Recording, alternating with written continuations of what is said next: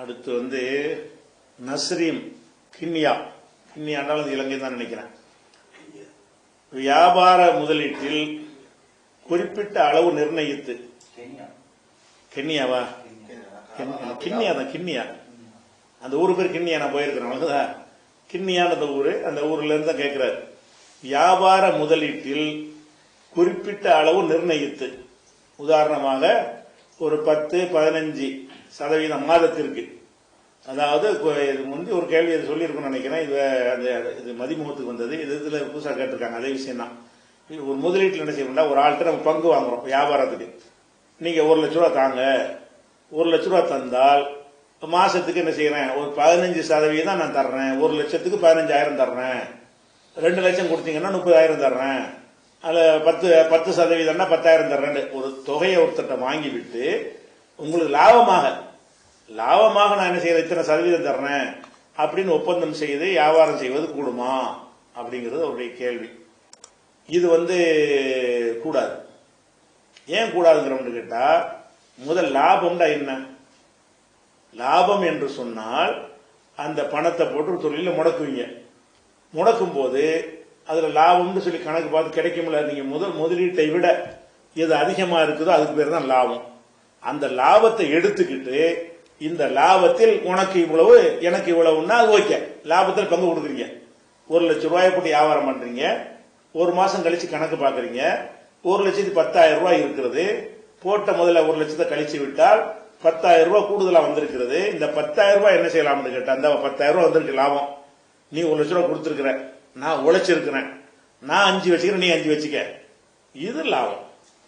அல்ல 20,000 ரூபாய் வந்திருக்குது, நீ 10 வச்சுக்க, நான் 10. சமமா தரணும் அவசியம் கிடையாது. நீங்க எந்த மாதிரி வேணா ஒத்துக்கலாம். நீ முதலுக்காக வேண்டி 18 எடுத்துக்க, நான் உழைப்புக்கு 2 எடுத்துக்கிறேன், அப்படி 2 ஒரு உடன்பட்டாலும் அது கூடும். அல்லது நான் உழைப்புக்கு 18 எடுத்துக்கிறேன், நீ சும்மா ரூபாயை கொடுத்துருக்கிற, நீ வேணா 2% வாங்கிக்க, இப்படி 2 பேர் ஒத்துக்கிட்டாங்கன்னு சொன்னா எவ்வளவு நாள் கொடுக்கலாம். எதுல கொடுக்கலாம்?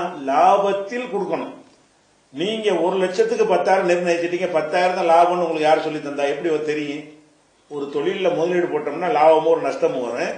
அப்ப நஷ்டம் வந்தாலும் நீங்க இதை கொடுப்பீங்க, அதான் அர்த்தம். 1 லட்சம் வியாபாரம் பண்றீங்க, அந்த மாசம் 90,000 போச்சு, நீங்க ஒப்பந்தப்படி என்ன செய்யணும், 10,000 கொடுக்கணும். இது அநியாயம் இல்லையா? இது அவன் 1 லட்ச ரூபாய் கொடுத்துட்டு உங்களுக்கு நஷ்டம் அடைஞ்சிருக்கும் பொழுது அதுல உங்கள்கிட்ட வாங்கினா அது லாபத்தின் பங்காது. லாபம்ங்கிறது என்னன்னு கேட்டா வந்த பிறகுதான் முடிவு எடுக்கணும். 1 லட்சத்துக்கு எவ்வளவு லாபம்னு எவனா நிர்ணயிக்கலுமா? வட்டியை தான் நிர்ணயிக்கலாம். ஹராமாச்சி மார்க்கத்தில் இல்ல. வட்டி நிர்ணயிப்பாங்க, இத்தனை % வட்டி, அதனால வட்டியை தடுக்கவும் படுகிறது. ஏன்னா லாபம்ங்கிறது இறைவனா கொடுக்கிறது. எப்ப கொடுக்கறான்னு அப்ப உனக்கு தெரியும். நஷ்டத்தையும் ஆயிரும். 1 லட்சம் போட்டா 1 லட்சம் ஒரு லாபம் வராம போயிடும்.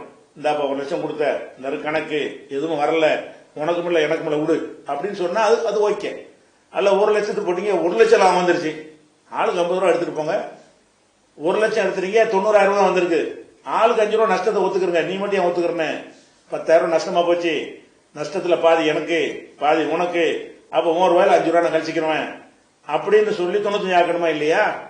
அப்ப வியாபாரத்துல லாபம்னு சொல்வதா இருந்தால் லாபம் வந்த பிறகு சொல்ல முடியுமா? லாபம் வர முன்னாடியே இவ்வளவுதான் லாபம்னு முடிவு எடுத்துக்கொண்டு 10% லாபம் கிடைக்கிறது சட்டம் இருக்குதா? 1 லட்ச ரூபாய் முதலீடு கொடுத்தால் 10% லாபம் கிடைக்கும். அப்ப லாபம் வராது. நீங்க வட்டி மார்க்கம் தடுக்கப்பட்டதுனால ஒரு தந்திரமான முறையில் அதை என்ன செய்யறீங்க, வட்டியை வேறு பெயரில் ஹலாலாக்குவாங்கல்ல, வேற பேர்ல ஹலாலாக்குறதுக்கு செய்யற வேலை இது. இது வட்டி எதுக்காக நீங்க அவனுக்கு கூட கொடுக்குறீங்க? நீங்க அதுல இருந்து கிடைச்ச லாபத்துல கொடுத்தால் நீங்க வட்டி கொடுக்கல, லாபமோ நட்டமோ உனக்கு தருவேன் என்று சொன்னால் 1 லட்ச ரூபாய்க்கு வட்டி கொடுக்குறீங்க. ஆனா வட்டின்னு சொன்னா பாவமா போயிடும். அதை வேற பேர்ல சொல்லிக்கிறோம் லாபம். எந்த இன்சூரன்ஸ் கம்பெனி அப்படித்தானே செய்யறாங்க, எல்ஐசிலாம் அப்படித்தான் செய்யறான். எல்ஐசில நீங்க சேர்ந்தீங்கன்னு சொன்னா, லைஃப் இன்சூரன்ஸ்ல சேர்ந்தீங்கன்னு சொன்னா நீங்க பணம் கட்டிட்டு வருவீங்களா? உங்களுக்கு என்ன செய்வான்னா மாசம் மாசம் லாபம்னு தருவான். உங்களுக்கு போனஸ். என்ன போனஸ்? நான் உனக்கு என்ன பண்ண, நீ எனக்கு போனஸ் தர்ற? நான் வட்டி தான் அது. வட்டின்னு முதல் வட்டி தான் சொல்லிட்டு இருந்தாங்க.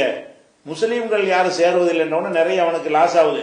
முஸ்லீம்களை சேர்க்கணுமா இருந்தால் அந்த வட்டிங்கிற பேரை மாத்தி கொடுத்துருவோம், போனஸ்ன்னு கொடுப்போம்னு சொல்லி கொடுக்குறாங்க. நீ என்ன போனஸ்? என்ன போனஸ்? ஒரு போனஸும் கிடையாது, வட்டி தான் அது. 1% வச்சிருப்பாங்க. அந்த வட்டியை கொடுங்க. வட்டிங்கிற வார்த்தையை சொன்னால் இந்த நிறுவனத்தை நல்லா நடத்த முடியாது. 20% முஸ்லீம்கள் இருக்கிறாங்க, அந்த 20% வியாபாரம் படுத்து போயிடுறேன்.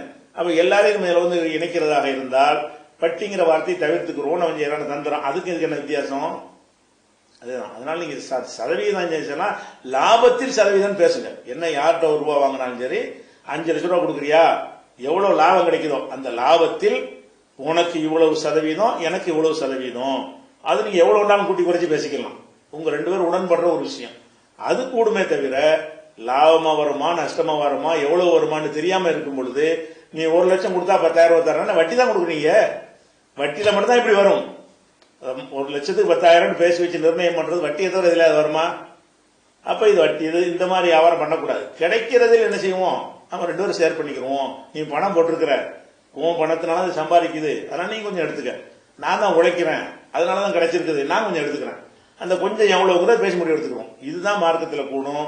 அப்படி இல்லாம நீங்க செஞ்சீங்கன்னா என்ன ஆயிரும், அது வட்டி தான், சந்தேகமே கிடையாது.